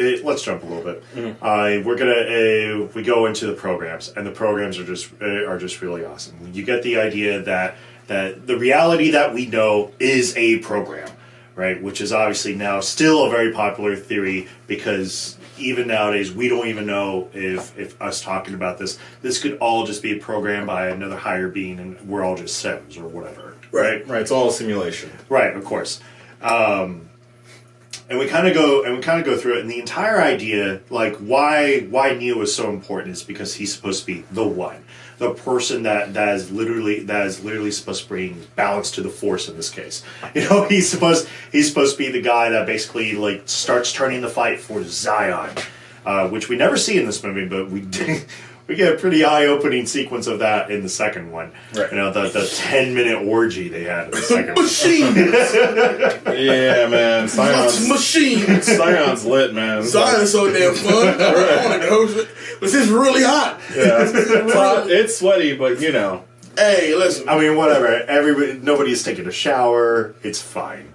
It just smells like dirt and fish. I mean, I guess when there's only like 10,000 people left, like, you're getting some. So Right, exactly. It's cool, you know? We need to repopulate somehow. I don't like you, but we're one of the last ones. So let's feel this beat. We have a blast. Let's do it. Get that Skrillex going, you know? Yeah, that's what it was. It was before dubstep, but yeah. My God. Right, so doing some of these programs, definitely the funnest one is when they finally go through and they go through the kung fu sequence. You're going to teach me jujitsu? And like the entire idea of it is that they could basically load up any program into you, and you, with your human mind, is just able to learn it. Right. And understand the movements, any knowledge that you have out there. That concept to me, I still have dreams about to this day. You know, where I'm just like, what if I could just learn this language out of nowhere? What if I could just like fly a helicopter? You know, just out of nowhere. That concept is just so freaking cool. And the funny thing is, I'm going to allow Laura. Like, what if I could just play poker really well? Right, exactly. Like really, really well. Right. What if I could just learn how to, you know, jack a car, you know, like that with one hand, no problem, and just like take it for a joyride. And then I know, and then because I have all this knowledge, no, I'd go crazy with this shit. I'm getting like a Demolition Man flashback here with this one. Right. I mean, it's funny because they tried this also in other movies. Yeah. Battlefield Earth is one of the top ones I think of. And it's still a cool concept until you realize how dumb it looks when you're trying to make something that much dumber than you smart enough to basically conquer you. Yeah. Which is like, what are you guys doing? Like, L. Ron Hubbard. oh, it was so bad. Oh, it was so bad. Yep. So, so the sequence turns into an actual fight between well, it's not a fight, but it's a training sequence between. It's a let's call it a heavy It's a sparring. It's hard sparring. It's pretty heavy-handed sparring Right. between Morpheus and Neo at this point. This is sparring. Oh, and this is it was so good. So good. Even to this day, it's so good because they're mimicking all sorts of different forms of kung fu. There's a Bruce Lee reference for sure in Definitely. it. That is just like one of the dopest things that you could see. Please, somebody else, kick it off. I mean, go for it. Let me jump in this real quick because when I saw this heavy dose of sparring for the first time, I was looking like, this shit is cool. And on top of that, the use of the slow motion, the amazing visual effects with Neo, you know, because Morpheus is saying, dude, just hit me, Right. Never mind how it makes me feel, just hit me. And the coolest thing is that there is the Bruce Lee reference is great, but as let's say Morpheus is like really like beating Neo's ass, right? Really? Because Yeah. see them on the ship, he just got like shaking. Right, exactly. I love that. I love those cuts. Yeah, It's just like he's getting rocked, and his actual body is getting rocked in itself. I love that. It's also that it does suck because that the same shot we get when Mouse gets killed. No. That would be a little bit later. That's later, Right. but a similar thing happened. But a similar thing, basically. So it starts off being kind of funny. And like, oh, Right, Yeah, of course, yeah. because every time someone takes it hard, it always does the cut to them in real way. Right, of course. right. Finally, you know, it winds up Neo's able to land a couple hits on Morpheus, and they said, go in and load the jump program, which is supposed to be like the big thing. And the idea of it is very simple. You need to believe absolute that you can do this Right. to actually be able to do this. Otherwise, if you don't believe that you can, you will fail, and you will fail horribly. Yeah. Once you're disconnected from the Matrix, Right. you can bend the rules To your, inside the program. basically to your will at this point, which at the end of the movie is basically what happens. Right. But one of the lines I really liked from here was, again, Morpheus, with just the hot take lines, and he's just like, do you really think that's air you're breathing? It's like, afterwards, I'm just like even nowadays, I like still hold my breath, and I'm like, wait a minute, what if I'm not even like breathing this crap? And then Like, you know, that kind of fun. And then my sim basically like passed out from my my Overlord controller or whatever. Yeah. He's just like, don't do that.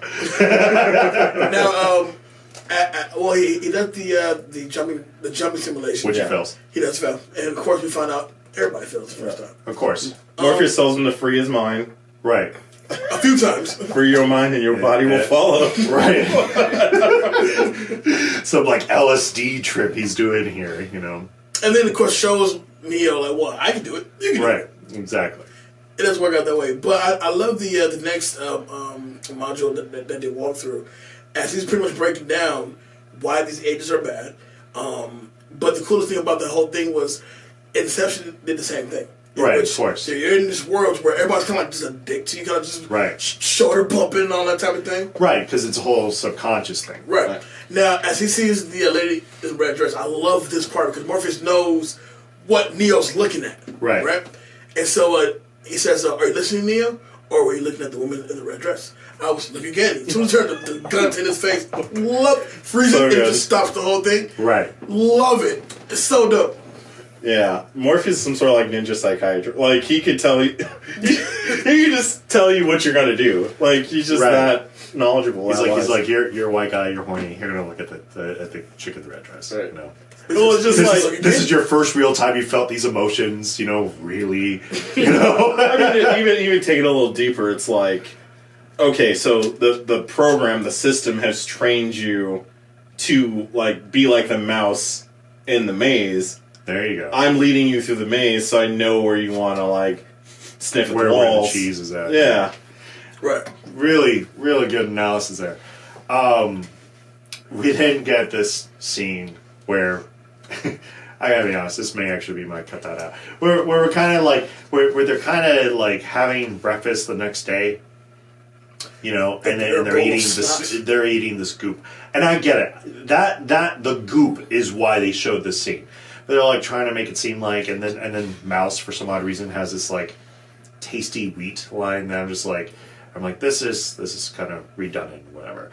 Why does Mouse remind me of like a super small version of like Jack Noseworthy? Did you get that? Yeah, I can see that. Yeah, I was like, that's not Noseworthy. No way he's that small. But we said like. So then Neo goes and he actually has a conversation with Joe Pantoliano, who's playing Cypher. Who's great, by the way. Who is great in this movie also. And the entire idea of it is that he's basically saying Joe like lays it out, and it's a little heavy-handed because literally the scene afterwards, right? Exactly, which is why I'm glad it's the scene afterwards. I was like, you guys are laying this on a little heavy-handed here, where he's just like, I look at all this and I'm just like, why didn't I take the blue pill?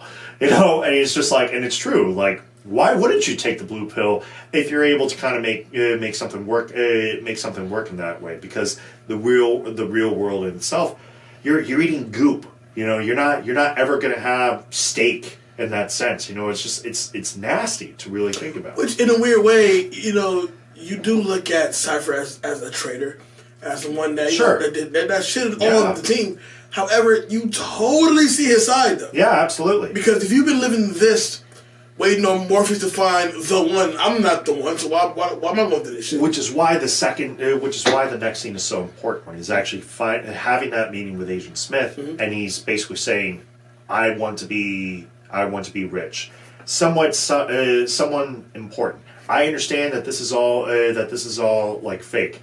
I want the fake. I don't want the reality that's actually out there. You guys have basically won." Why am I going to continue to do so? So I will give you this for the trade-off. Mind you, see, and this is where I'm a little interested. What if it actually worked? What if he had actually not died? Would the robots have basically given? Would the machines have basically given what he can? Because if you think about it, they don't know how to convey the emotion of betrayal in that sense. Right. You know, so would they actually just process that out? In that sense, because it's just changing one little form of a reality that nobody really cares about, and is everybody perceiving the same reality? Yeah. See, that's how deep this movie goes. Exactly. It brings in a lot of really good questions. Right. I imagine they would, just because it's like we give this person so much, just this little bit to get all this other stuff. It seems very like the computer thing to do. It does. Like it's I'm processing. I will process your function by you giving me this data. You know, exactly that. Yeah, from the accounting side. I guess. Now to kind of come back to that scene again. This actually could be my iconic scene if I think about it. So we're referring to the very next scene is when Morpheus is taking Neo to go see the Oracle. Right. And it cuts to that setup scene, which I think is so dope. As they're calling where they're going to be teleported to, in a sense. Right, where they're basically going to be sent to. Right. The camera angle has them laying in their beds and whatnot, and then but it cuts through the room. And you keep cutting back and forth, showing them all, right? Right. But at last spin, they're all there in their suits, and then like in the position that you would see them in. Right. Cypher kind of like leaning up, chilling, and Neo's in the bag, Morpheus looking dope. Even Mouse looks like cool as shit. And then the music kicks on, even for a brief moment.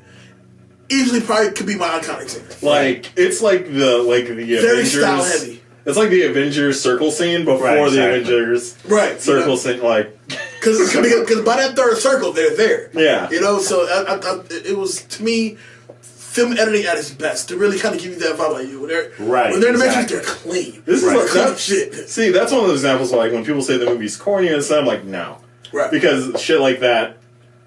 And then it buys its corniness. The music build up is dope. Right. Even seeing what's the chick's name? Switch. She doesn't wear black. She's 100% in white. Oh yeah, absolutely. She's Tilda Swinton mode. Very Tilda. Very Tilda. So, but again, an important scene that comes up before the meeting with the Oracle, because the meeting with the Oracle, even though it's a little revealing, it's really the scene beforehand where it's just like trying to hammer in home like the entire idea. Once you can figure out that there is no spoon, as he's talking with the child, then you can bend the reality at your will in this case, which is absolutely true. Because it's funny that they mention this in like dream sequences, that you can control your own dreams. The dream that you're currently having, as long as you are aware that it's a dream, you can control the reality of what your dream basically is. And in this case with the Matrix, as long as you are aware that that there is nothing there in front of you, you're not actually grabbing a hold of something. You can bend the reality of that situation in a sense. Really important thing. We get the conversation between the Oracle, who would die, who dies in between the movies, and Neo in this case. Yeah, Gloria Foster, she did pass away between this one and the second one. She did. She was in the first scene in the second movie. And then and then by the third movie and then in the Matrix video game, they got a new actress. Right. Yeah. So you get this you get the idea of basically what's going on, that her prophecy is, no, you are not the one until you have the gift, but you just don't have the belief. Is basically what she's saying. And he took that as, oh, I'm not the one because I don't have this belief. Well, what's interesting is that she lets him say that he's not the one. She never actually says, you're not the one. And the interesting thing about the movies, up to this part, like everything kind of shows that he is. Right, exactly. It's like when he's fighting Morpheus and he starts getting into it, like he moves way faster than anyone else can move. Later on when he's getting his confidence, to skip ahead, but like it's always like he's able to do something that no one else can do. Yeah, that's one of the things that kind of got confused a lot, because he's referred to twice as the one. Yeah. He's also referred to twice as not being the one. So you're trying to... He's always telling himself... He's always saying that he's not the one. Based on what the Oracle said. Think of it this way. Like, if somebody's trying to ask you what happened, and you decide to tell the story, and incriminate yourself, then you incriminate yourself. I didn't incriminate you as anything. And that's the trick of the writing in here. The trick is that we all believe that he's not the one at this point, but he's the one that doesn't believe that he's not the one. She never actually said you're not the one. She just says sorry, kid. She says you already know the answer to that. She says I better take a look at you, and he says open your mouth. And she looks at his hands. She goes, oh, what I'm supposed to say is, oh, isn't this interesting? And he's like, but, and he says, But what? Right. and he's like, but what? And she says, but you already know what I'm going to say. Exactly. Right? So whatever he says at that point is what becomes true. Right. Is what the prophecy is basically fulfilling itself out to be at Right. that point. He says, I'm not the one. Right. Because but the actual prophecy is actually that he is the one. He just doesn't believe that he's not the one. And it isn't basically until they need to rescue Morpheus that he really starts having that belief into himself, which is again really, really interesting. So we get the big deception, right? Cypher betrays everybody. He kills. He hits Dozer twice. I don't know how Dozer doesn't go down. I was curious about that too, but we'll get to that in a second. I don't know how Dozer doesn't go down. Tank goes down in one shot, which is why he's not in the second movie. Well, okay, wait. Okay, Tank doesn't go down. he shoots Tank first. Dozer goes down on first shot. Oh, that's it. That's it. Yeah. Okay. Dozer's I'm the sorry. big one. Tank, I'm mixing them up here. I'm sorry, guys. Tank is the Asian. We think Tank is done because he shoots him once, he goes flying. We don't see him for a minute. He shoots him twice. Yeah, he gets Once in the back. He gets twice here, and then he gets in on the side. He goes flying off. Right.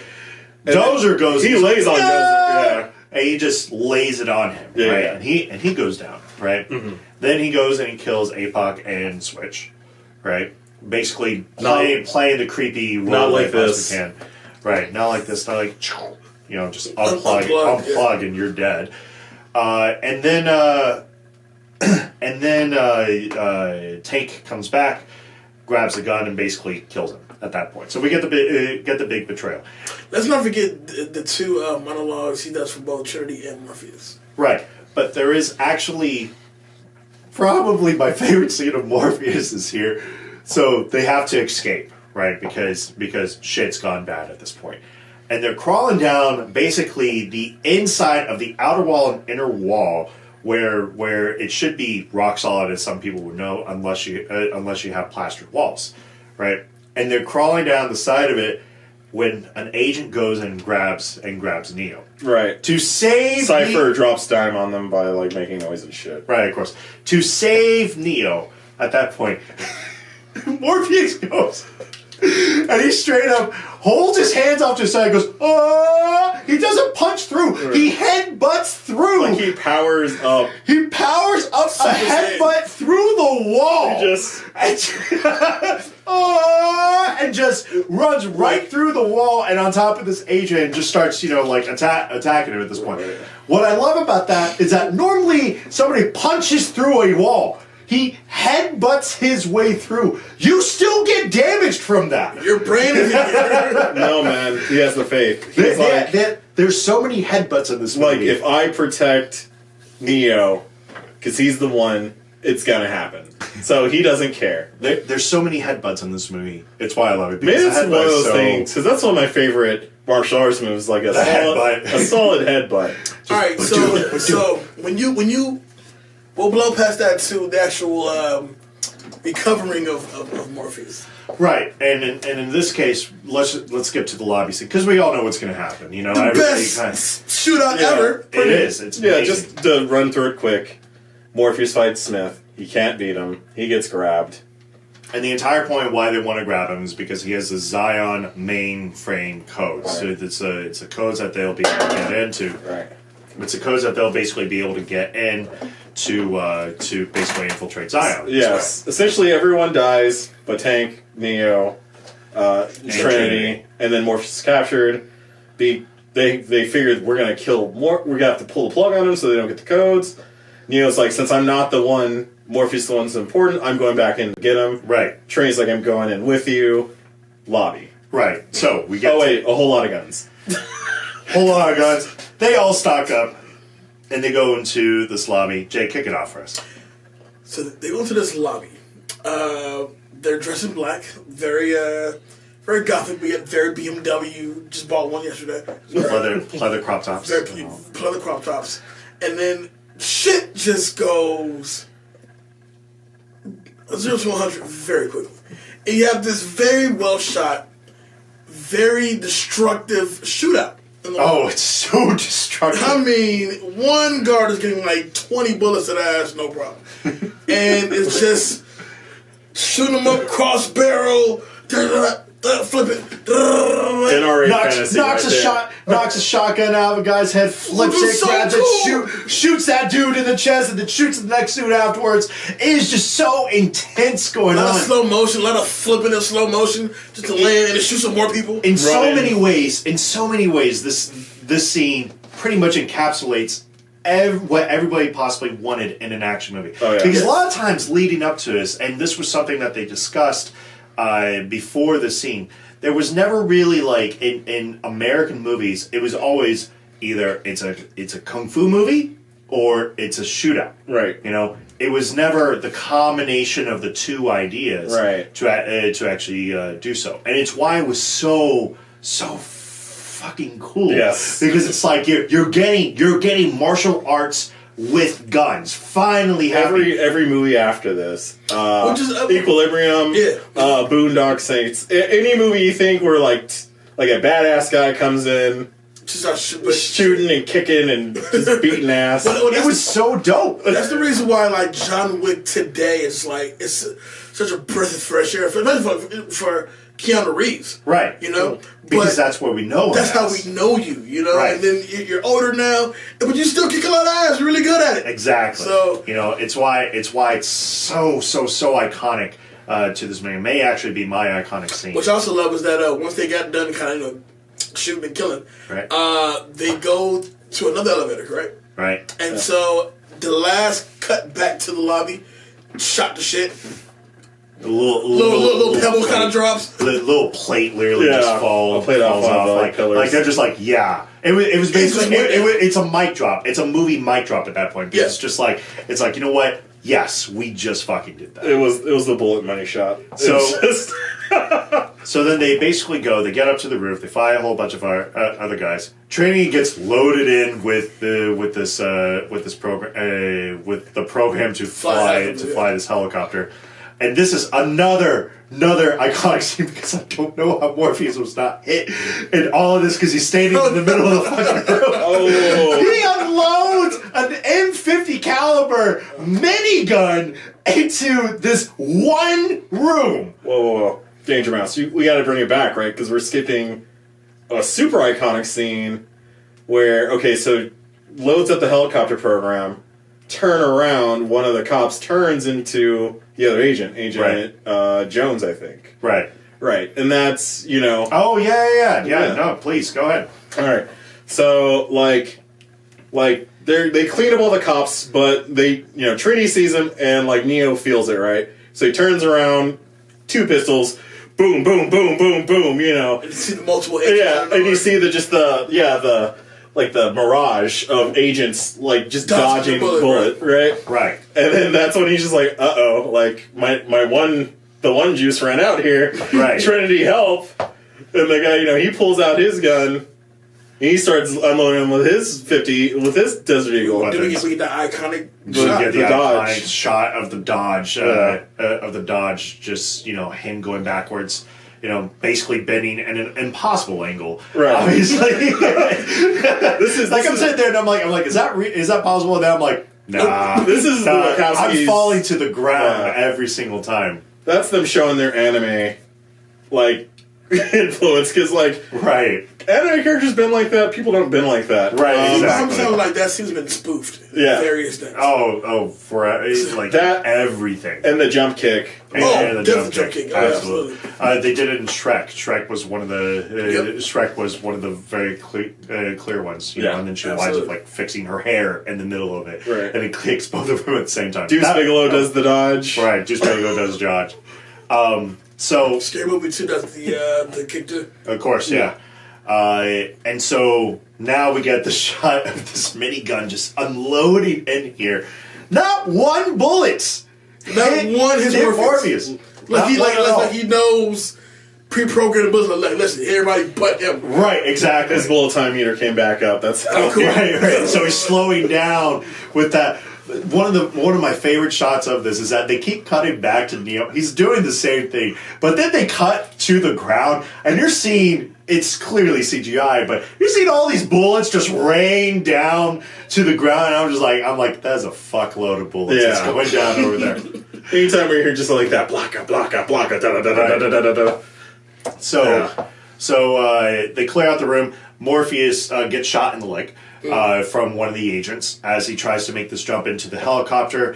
They basically grab him, and it's this crazy shot of them flying off, True Lie style in this case, holding on to Morpheus and until the helicopter basically crashes for being shot from Agent Smith twice, and then they have to do the big escape, which they do. They do the big escape. In the process, Trinity and Morpheus both get out. Neo, in the process of basically getting out, the receiver of the gun basically gets shot. And then there's another chase scene that basically happens from this point. And it's a cool chase scene, but at this point, I think we have the crazy Agent Smith, Neo finally kind of standoff. Right, yeah, we have the stand right because it didn't happen before then. So we have the standoff finally, and we were really curious, like how's this all going to work out? Smith is tough, but Neo starts beating that ass. Now, to jump on that though, probably one of my favorite fights in the movie. But by the time we get down to the subway. Yeah, right. At this point, and then of course, you're looking forward to hearing Murphy saying he's beginning to believe. Yeah. Right. Now, cut back to the scene when he's fighting, right, and then it cuts to him on the and it cuts to him on the ship. Of course, he's doing the shimmy. Not only is he doing the shimmy, but the show Agent Smith, he is rocking the body there for a good minute. And like blood spurting up from him. And goes, oh my god, he's killing him. Yeah. He goes from like rock and sock and robot mode. Just hammering him. He winds up tricking him he gets thrown down to where the train's basically come in, and he winds up tricking him by using his newfound powers. To basically get hit by the train. It doesn't matter. It's Agent Smith. He's going to survive getting hit by a train. And so then we get this chase scene that basically happens. And as he's getting ready to grab this receiver to finally exit, Agent Smith is waiting for him there and pumps 6 shots into his body, which I love. You want to know why I love it? Because he could have monologued there. No problem. But he was like, fuck you. Boom, boom, boom, boom, boom. One quiet shot, they both kind of look at it, and then like he just unloads. And then he just unloads on him, right? Like the audio cuts, but you could tell there's a point where it goes click, click, click. Like he's like, I'm killing this dude. I am so sick of this dude. Once again, comes back to the ship, he goes, and he actually winds up dying. Yeah. He does die.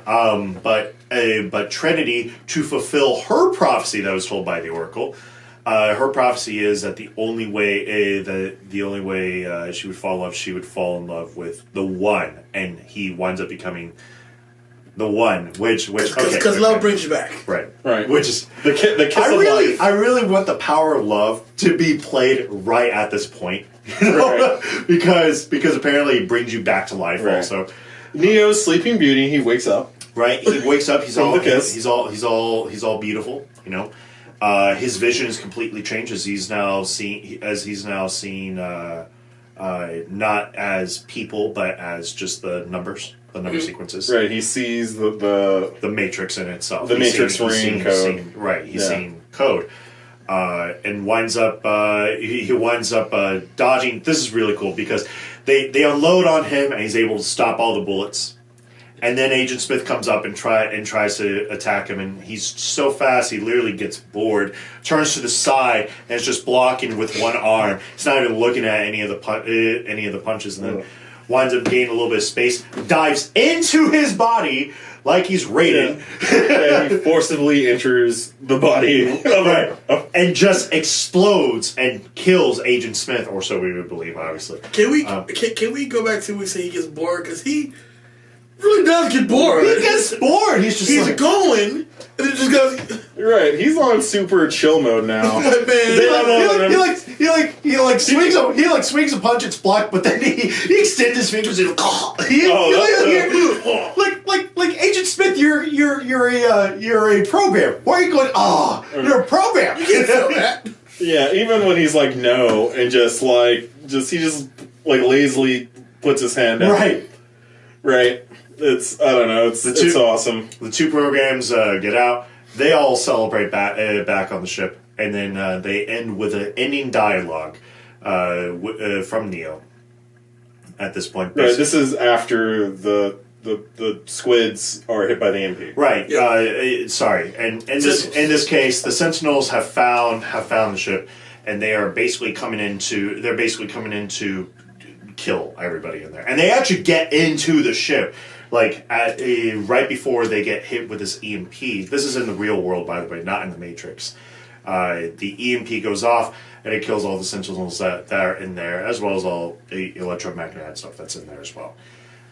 The ending scene is a monologue by Neo, basically saying that that we're out here,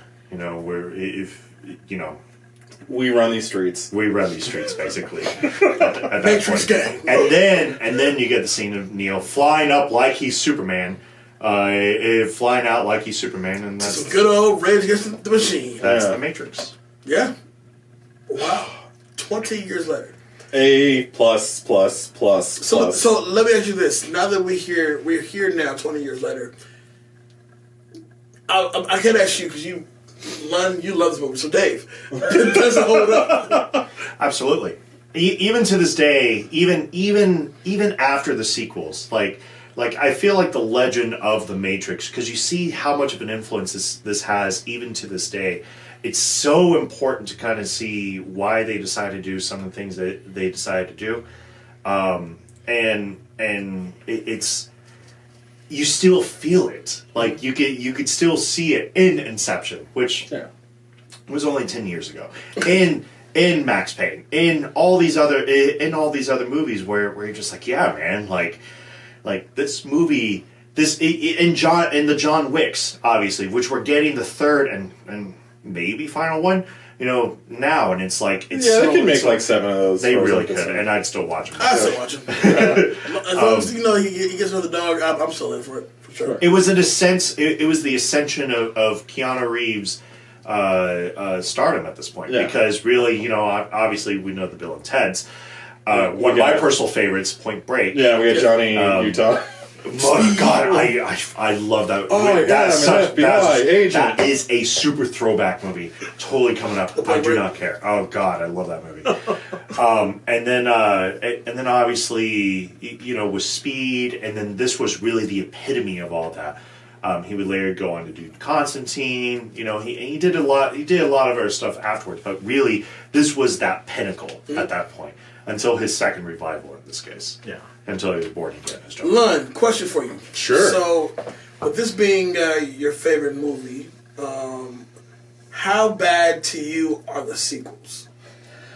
Oh boy. So, you know how I was saying, like, this is like the AAA. Like, they're like C+.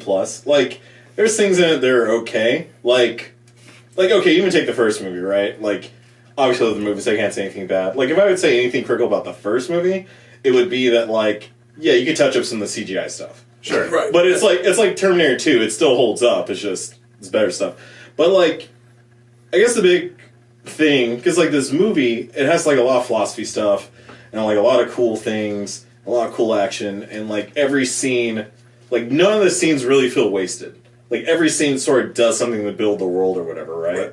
But, like, with the two sequels, it just feels like it's just following just like a script. Right. It feels very much like the Hollywood sequel. It didn't feel like either one of them wanted to be an original movie. Right. And don't get me wrong, the second one started out pretty good. Yeah. It was really until that next Smith, the 1000 Smith fight, is when it really started to go down. Well, it starts off good.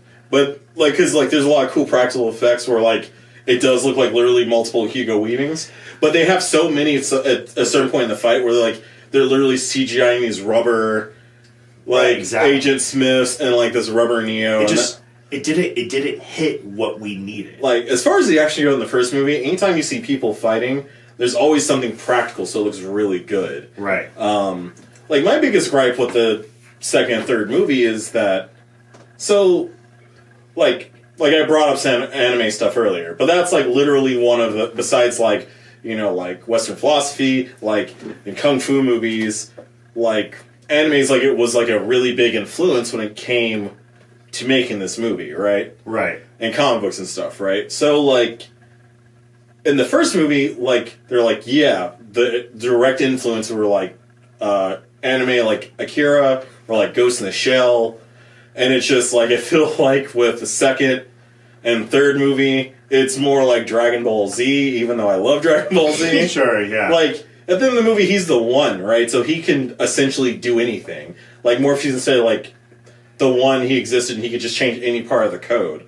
Right. But in this, you know, like, other movies, the sequel movies, all he does is, like, fly around and punch people. Right, exactly. Good. He doesn't alter the reality of the situation. Right, like, at that point. you could, like, so it's like, it feels like the story's dumbed down in those movies so they can just to ratchet up the action. To ratchet up the action and to, like, make it more predictable. It's kind of like how, when you watch Marvel movies, which I love, so don't at me about Marvel movies, I love them. But, like, you know, it's how, like, Marvel movies a lot of times, like, okay, someone has the ultimate power, but then it just boils down to someone kicking or punching someone hard. Right, exactly. Like, it's like... Oh, God, I'm so there with you. If you have the ultimate power... Like, use the power. Do interesting things with the ultimate power. It's why I like Doctor Strange a lot, because he's not always there kicking a bunch of things. He's actually, like, going through and doing spells and stuff. Oh, yes. He knows spells. Especially once we get to Infinity War, but that we're digressing on some other stuff. Right. But let's get to some takeaways here. Uh-huh. With you being the guest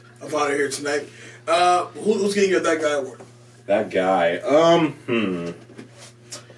Well, I don't want to say something super obvious, because there's essentially all guys. Let's give it to Agent Smith. I just really like that character. He's just the right mix of, like, guy you hate, but also love. But Fair enough. Do you hate? That chick award, which unfortunately there's only 2 chicks in this. Unless you count girl with a white rabbit tattoo. Or, I mean, I could give it a switch. Her long neck. I mean, really, what? Is that a girl? The problem with the Matrix is, it's like Star Wars. There's essentially 2 women in the whole galaxy. Right, yeah. Fair enough. You're not going to get much argument on me. Switch, she doesn't have a lot of lines, but the ones she get are all gold. So, all right. Let's give it a Switch. That Fool award. Oh, man. Well, the obvious one would be Cypher, but let's say Mouse. Mouse? Let's say Mouse with his tasty wheat. Digital pimp. The digital pimp, yeah. All right. Cut that out. Is there any part of this movie that you would actually cut out? Oh my gosh. All right.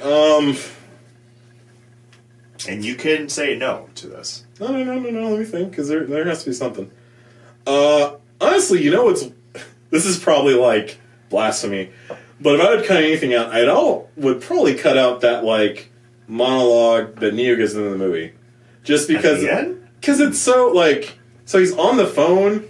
Like, he's like, I'm going to shut down your system. So it's like, he's calling the agents? He's calling the Matrix? Like, it's like one of those things that seems cool, like, on paper, but, like, when you think about it, it's like, what? I don't know what's going on here. And then he just, like, walks out the booth, he telekinesis the door closed, which he never does ever again. Right, exactly. And then he flies away, like... What was that? It's like, almost like the movie could have just ended... Like the scene before, like when the screen goes black after the EMP, like resolves, and you find out that they're both alive. Right. Yeah, good point. And iconic scene.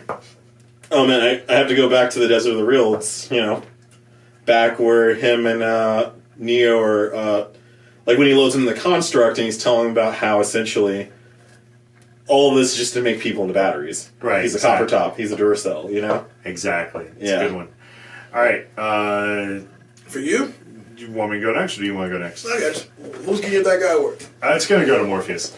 Morpheus is basically the mystical genie in this, the legend in the making. He's a legend going into this movie. He's a legend coming out of this movie.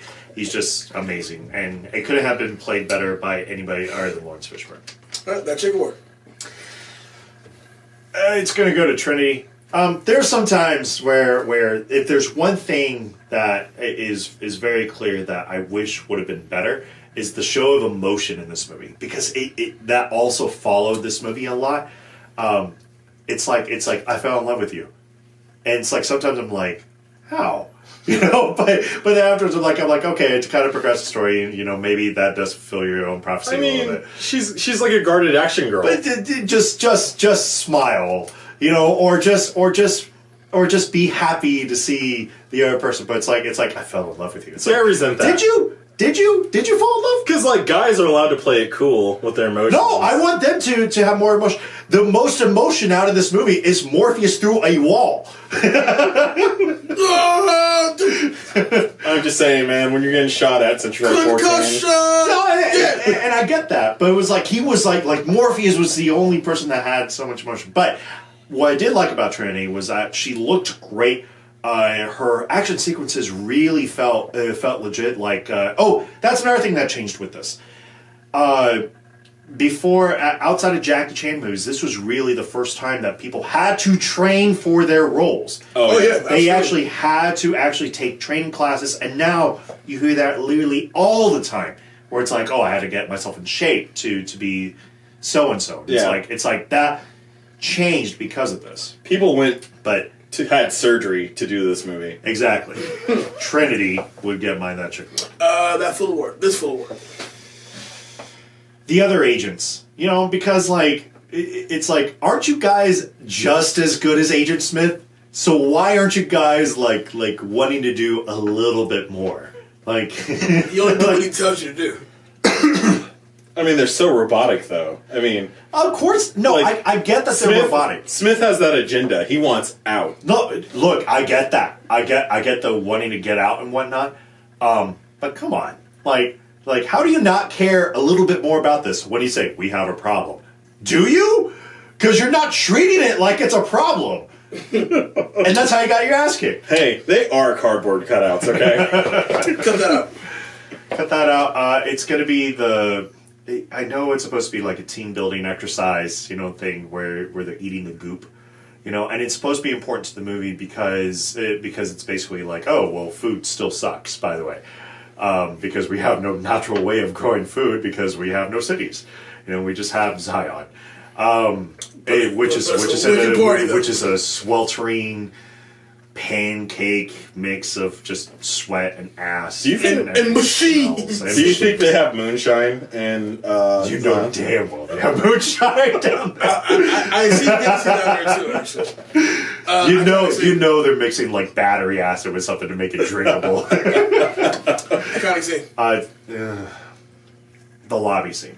I really want to give it to the red pill and blue pill because that is so important to the scene. But really, the lobby scene is what this franchise would later be built off of, for better or worse. My God, Jay Alonso, that guy award.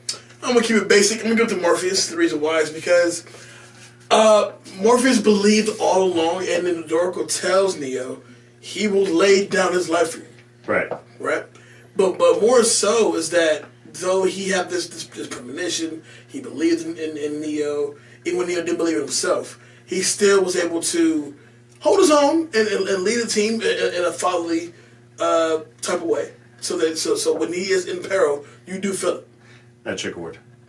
That chick award, I was going to give it to Trinity. I'm going to give it to Trinity, but I was going to give it to the girl who had the white rabbit. Only because she's so down to have just a random stranger come. No love for the Oracle. I should have went for the Oracle. Yeah, well, I should have, but I didn't. So I figure the white rabbit girl kind of thought if Neo did go, there'd be something happens on later on if Neo did get intercepted by Trinity. I mean, Rob Zombie was on during the scene, so I figure we're all in this. Right, they're like, we're gonna have fun, and it's like, okay, what was his expectation afterwards? He's like, okay, I followed the chick with the white rabbit. Like, why am I here? Like, why am I still here? Like I did exactly what was asked of me. Why am I still here? Yeah, I feel you. That full award. The Fool's going to go to Cypher. I know it's pretty much expected, but Cypher, while I understand your plight, I understand why you want to do what you want to do.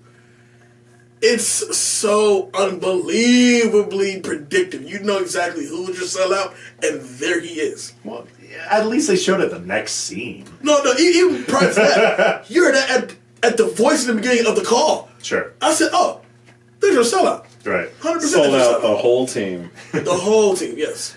Cut that out. Cut that out. I'm with you. The good food. I get it. The point of the movie. It does establish that team feeling.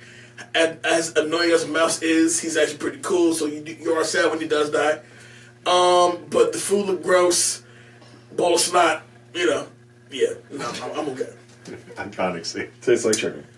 Because everything tastes like chicken. An iconic scene would be the first time we get that cruise shot as they're going to see the Oracle, and the rotating of the camera and the telephone ring goes right to them in position, looking like they just bought a nice beamer. Oh, so good stuff. So good. I'm gonna ape that. I'm taking that now. Change my mind. All right. It just looks so cool, and then I did when I walk outside. You think y'all just bought a nice BMW? I can just tell. Or Audis. Advocates. All right, so let's get to some quick hits real quick. So, I just lost my place here. Sorry about that, sir. This movie influenced a lot of stuff. It was influenced by stuff. Wachowski brothers are really weird. Extremely. All right, quick hits. The opening action scene took 6 months of training and 4 days to shoot. There you go. Go ahead. Carrie-Anne Moss twisted her ankles while shooting one of her scenes. Hasn't felt right in 20 years. But decided not to tell anyone until after filming, so they wouldn't recast her. Smart. Laurence Fishburne stated that once he read the script, he did not understand why other people found it confusing. However, he had a doubt if the movie would ever be made because it was so smart. Right. All scenes that take place within the Matrix have a green tint, as if watching them through a computer monitor. That's correct. While scenes in the real world have a blue tint. Blue is also used as a minimum in the Matrix scenes, since the directors thought blue was more of a real world color, despite ironically blue being the least often occurring color in nature. The fight scene between Morpheus and Neo, which is neither in the real world nor in the Matrix, is tinted yellow. Interesting. Go ahead. In 2012, the Matrix was selected by the U.S. Library of Congress for preservation in the National Film Registry Archives. And last but not least, I'll do two more. According to the Wachowskis, all animals in the Matrix universe are computer-generated images. And lastly, in the combat training program, before Neo starts his furious attacks on Morpheus, he rubs his nose with his thumb and finger, similar to a mannerism of Bruce Lee before he attacks his opponents. The move was improvised by Keanu Reeves. Very nice. Well, there we are. It was a long one, but damn it, we got it done. Once again, huge shout out to Lund for coming through for another one, man. Thank you for every time he's here now, it's a minimum hour and a half. Sorry, y'all. No, it's great. We love it. Yeah. We love the content. You can just tell her, let's wrap this up. I got you, no problem. Let the people know where they can find you, man. Oh man, same places. Lealan Hairston. At Twitter. Hit me on Facebook, and that's it. What about like your battle.net? Oh sure. Yeah, I think it's Boozlemonger at Lemon26. That's about right. Yeah. Okay, Dave, let people know where they can find you. You can always find me on all over social media. At Facebook, Instagram, and Twitter at David Adrian Neff. I'm the co-host here at Back to the Classics. I'm also the co-host here for Reel It Back. Yeah, that's pretty much where you can find me. This was a really good one. This was a lot of fun to actually do, considering that's about 2 hours. But we're always looking for new content. We're trying to get something unraveled a little bit to push forward. We will discuss a April challenge after this showing, as I am the winner for the March challenge of the 2-minute drill, and Jay is the loser. I need to say that out loud so that you guys are aware. This is dragging on way too long. Way too long. Yep. Jay Alonzo, we're going to find you back. Way too long. We can find me on all the social media. So we at Instagram, Snapchat, Well, I said that completely wrong. Yeah, you sure did. Let's do it again. You can follow me on all the social media simply at I am Jay Alonso. That's Facebook, Instagram, Snapchat, and Twitter. You talk to me and I'll talk back. Of course, the Bachelor Classics Facebook group is up and popping. I don't know what that was either. But Facebook, Bachelor Classics, a movie talk group on Facebook. Jump on in there and join the conversation. Of course, follow Bachelor Classics on Instagram at BTTC Podcast. And I'll be ready to eat some very hot chicken wings sometime in the near future. And very soon. Pray for like me. right now. I'm just kidding. Pray for me, and that'd be gross. You know, you'll watch a grown man pass out on camera. It's crazy. But besides that, though, look out for the my solo review of Us, and look out for our review of Shazam. Those are both coming very soon. Besides that, I think we're about good here. Well, I think we are. That's once again huge special thanks to our guest once again, Lealan Hairston, depending what you want to call him at the time when you meet him. Awesome guy. Thanks again once again for hanging out with us, man. We definitely appreciate it. Anytime, all time, to the end of time. That was dope. With that being said, we'll see y'all next week. Jay Alonso here with David Agent out. Back to Classics. Peace. Peace.